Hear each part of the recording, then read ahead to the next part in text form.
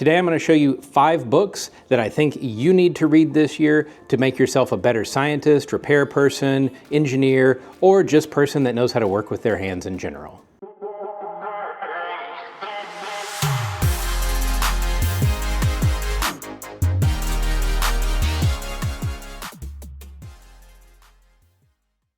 I'm John, the owner of Leeman Geophysical, and on a rainy day like today, I often like to pick up a good book and do some reading, though my definition of a good book's different than a lot of people's. Today I wanted to show you 5 books that I think you should read, whether you're a field scientist, an engineer, somebody that just works with instruments a lot. I'm going to go from the most general to the most field specific, and we'll probably have more of these videos because it's hard to narrow it down. We're going to start out with number 1, which is Debugging by Agans. This book will tell you the simple rules that you need to follow to learn why something isn't working. This is a skill that really, it's like the scientific method, right? We make a hypothesis, we test it, but for some reason, especially you scientists, don't follow the scientific method when you're dealing with a system that you don't understand. You open a box and see a bunch of wires and suddenly feel overwhelmed and just start trying things instead of doing the systematic approach. This book outlines a really nice systematic approach. It's full of war stories, which are my favorite, all the weird things that this person has encountered in their debugging days. And one of them involves him having to literally mail the shirt off of his back to a company. So I'll let you read the book and learn about that one.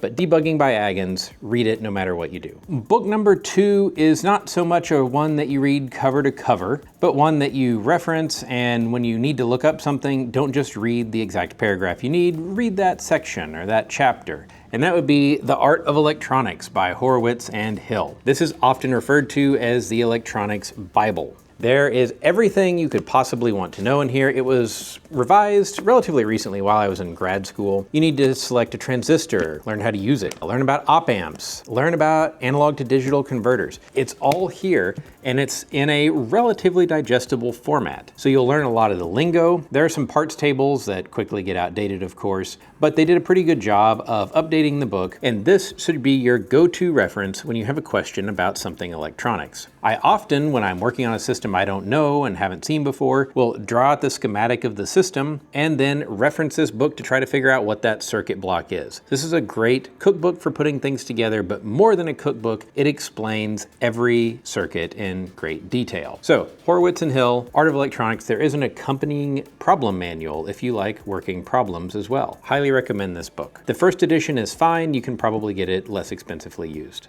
Book number 3, we're moving to an entirely different discipline now. So we've talked about how to debug any system, we've talked about electronics, now we're going to talk about metalworking. This is Metalworking, Doing It Better by Tom Lipton. Now, Tom Lipton has an excellent YouTube channel. He's an amazing machinist, does a lot of scientific apparatus machining actually. And this book walks you through from, I don't really know much about doing metalworking, with a section he calls brain food in the beginning, and talks through how you should set up your shop, what tools do you need, how you should organize things. Basic things you just need to know as somebody that works with metal. Talks about the lathe and the mill, touches on CNC, touches on welding. Not going to tell you everything you need to know about any of those topics, but this is a great place to start, and Tom has tons of knowledge that he's accumulated over many, many years of doing metalworking. Highly recommend this book as a starting place for your metalworking journey. The next book,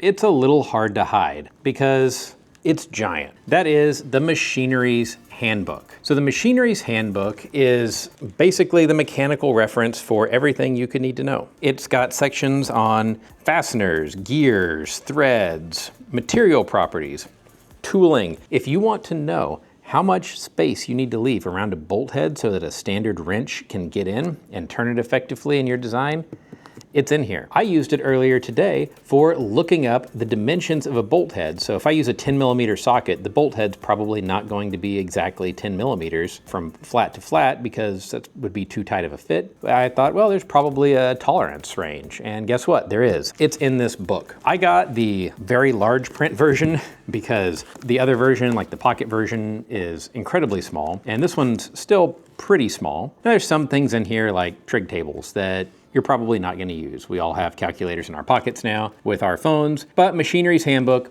The edition doesn't really matter. Pick up a used copy of these. Every time I see a used copy at a bookstore of like the toolbox version, I'll get it and we'll throw it somewhere else in the shop. But this is the one I keep in my office next to my desk, and it's been my reference for a long time. They say over 100 years on the back cover. So pick up a copy of Machinery's Handbook, one of those things to just browse through and gain some of my favorite kind of knowledge, which is things that you didn't know you don't know. Last in our list of 5 is going to be the most domain specific, which is Building Scientific Apparatus. This is an older book, and honestly, it's one that I don't pick up all that often, but I do enjoy, and I did read cover to cover a long time ago. It's got some general information on tools and shop processes, some materials information. If we look at the table of contents, the things that are really valuable to me are the principles of mechanical design and constraining motion. If you're not an engineer that went through engineering training, this has got great information for you. It's also got information that you just don't find anywhere else, like how do you build glass apparatus for the laboratory? They talk a lot about scientific glass blowing. Talk about optical systems, charged particle optics. So if you're doing anything with SEMs,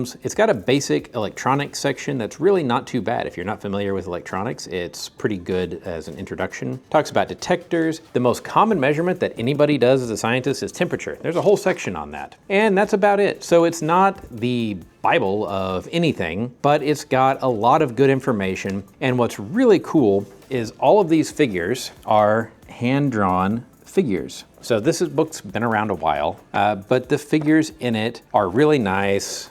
Kind of reminds me of the Forrest Mims books, if you're familiar with those, where he hand wrote all the books with a pencil. So this is worth picking up and reading. Maybe your library's got a copy of it. You can get one on interlibrary loan. Pick a used copy up. I bought this one at AGU from a book dealer who happened to have it sitting on the table. So there you have it. These are 5 books that I think if you read them, they'll make you a better scientist, engineer, or just person that works with their hands. Now, I'm sure I forgot a lot because there's only 5 books here. So be sure to leave down in the comments what you would have as your 5 books, and maybe we'll do a roundup and share what your books are, share some more from my bookshelf. Be sure to like and subscribe so you don't miss it.